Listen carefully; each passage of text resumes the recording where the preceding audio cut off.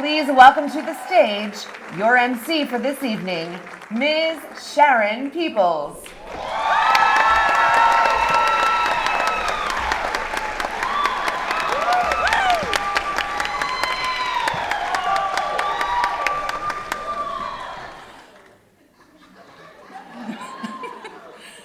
I wish you all could see what I see. This is an absolutely amazing view that I have. Wow, thank you. You are gorgeous. Thank you for joining us this evening for the 2023 Bloomington-Normal That's What She Said. This marks 10 years of women empowering through the art of storytelling, and it's 4 years for us here in Bloomington-Normal. I look out and I see many of the women who have joined the She Said sisterhood, and so many who have supported and joined us over the years. All of you are what makes this evening so special. The ladies who are sharing with you today are they just make my heart sing. I am so excited for you to hear their stories. As we prepared for this evening, I have grown so much with these ladies. As a matter of fact, they're now part of my story. You see, I am incredibly blessed. I've had so many people who have poured into me. Some of them didn't even know it. You see, it's taking a village to raise this woman. Now let me explain. My whole life, I have had women who have shown me how living life out loud with purpose, strength, and acceptance and impact looks like. And it all began with my family. I always say I was born at that sweet spot in time. It was after the deep sacrifices of the civil rights movement, but it was during that time, that space right after it, with hope and impact. I was still able to enjoy walking through my neighborhood and feeling safe. But of course, I still had to come in when the street lights came on. And if I didn't, you would hear my mother, with all the other mothers, beckoning their children to come in. I was your typical chocolate Chicago girl whose parents were from the South. As soon as school let out, me and my siblings had to go down to Coldwater, Mississippi to our grandmother's house. You know, next to Senatobia and Arcabutler. As a matter of fact, my mother would leave us down in Coldwater past Labor Day through the inevitable teacher strike that happened every year in Chicago. I was surrounded by fresh air, open land, aunts, uncles, cousins, just so much family. While I was in Mississippi, my grandmother and my aunts showed me how important it was to know my history, my strength, my value, my worth. There were so many of us cousins on LaSure Hill. You know, that's what we called it. That didn't stop me from feeling uniquely special, though. See, my grandmother and I, we would get up at 30, go and sit on the porch, and we would admire all of the dewdrops sitting on the grass as the sun was rising, and enjoying the uninterrupted melody of the birds welcoming in the new day. Then, I would get back in bed before anybody thought that they could join us, because see, that was our special, unique, personal, sacred time. One day, my aunts took me to a restaurant to show me how to hold my fork and eat in public and at the dinner table. I felt so special. They took me, none of my other cousins, just me. My siblings and I grew up watching my mother pour into so many people. She showed us that success is not measured by the size of your bank account. It's measured by the lives that you touch. And if at the end of the day, somebody can say that their life was better because you were in it, that's how you know you were truly successful. My family, they made me feel so special in my skin, and they made sure I knew the powerful stock and the legacy of greatness that I come from. The societal chorus that was telling me that I and those like me had no value and placed limits on what I could achieve, that was drowned out by the village orchestra that was telling me the absolute opposite. Growing up in a place and a time where society, media, the history books were telling me that folks that looked like me had no value and were less than, for this young girl with dark skin and a head full of thick, curly hair on the south side of Chicago, what these women gave me was everything. My mother and her sisters made sure each of their daughters grew up knowing our family history and the rich and the value that we come from. We knew our heritage. They painted a picture of me that was so strong that when I was being teased for being so dark, it just didn't matter. Because see, I believed my family, and I knew that I had rich Nubian skin.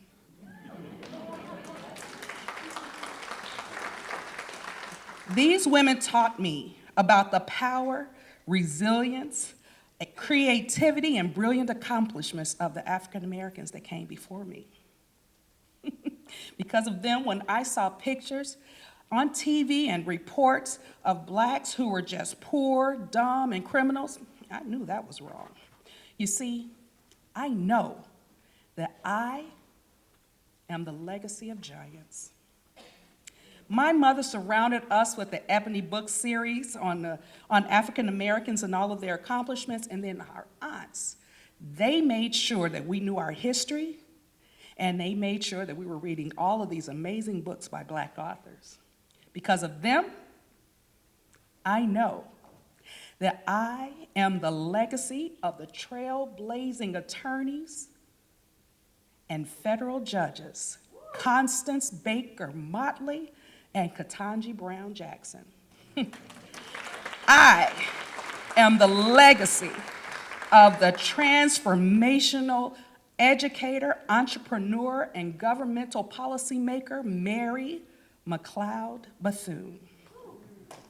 You see, I am the legacy of the courageous journalist and activist, Ida B. Wells.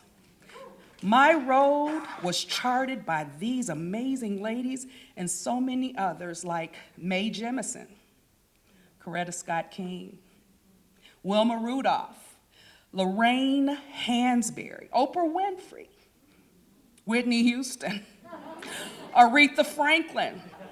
What?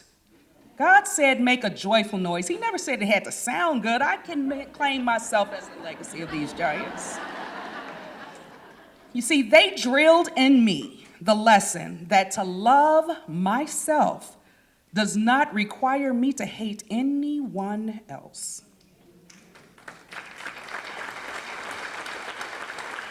They also showed me that my Christianity is not a title but a way of life. They showed me the importance and the value of living out my faith and letting people experience God's word through me rather than proclaiming it to them. They taught me to draw people to him through my love walk rather than repelling him with my hypocrisy. I learned from them to love the skin I am in, honor those who came before me, and pay it forward to those around me. So to my family and my giants, I am forever grateful.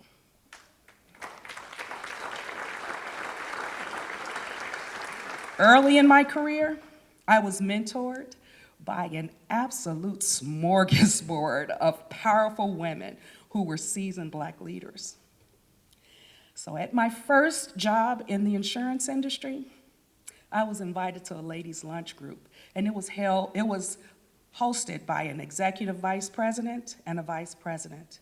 Through them and other leaders, we were encouraged, advised, and shown what we could accomplish. Okay. I was once honored for my volunteer service, and then there was this huge assembly. When they called me to the stage, I was caught off guard. Apparently. When they asked me to say a few words, I walked very slowly to the stage, got to the mic, and I said, "Thank you." And then I ran right off the stage. That VP, she said, "Hey, Sharon, can you come to my office? I just need to talk to you for a quick minute." I didn't think anything of it. I went to her office. She said, "Oh, come on in, close the door." So I came in, I closed the door, and then she popped me on the back of my head. She said to me, "Don't you ever do that again. Didn't we teach you anything? You belong in these spaces. You've earned that recognition. When you receive an award, especially an award as prestigious as the Helping Hands Award, you walk up there like you know you belong in that space, and you accept that award confidently." Then she went on to say, "You represent us all. Make sure you are making us look good." I take that story with that lesson with me everywhere I go, and it has come in handy more times than I can ever tell you. From all the women who have poured into me professionally, I learned to be proud of who I am. I learned that my bold, outgoing personality, my intelligence, my ability to galvanize people, to work through a challenging situation and come up with a solution, and then turn around and execute on that solution, those are all gifts given to me by God to fulfill the purpose He has specifically for me. Hiding those gifts to make others around me more comfortable robs me and those around me of the blessings He made me to be, and He made me to share. And in essence, it's saying God made a mistake, and you know what? He just doesn't do that. You see, I am fearfully and wonderfully made.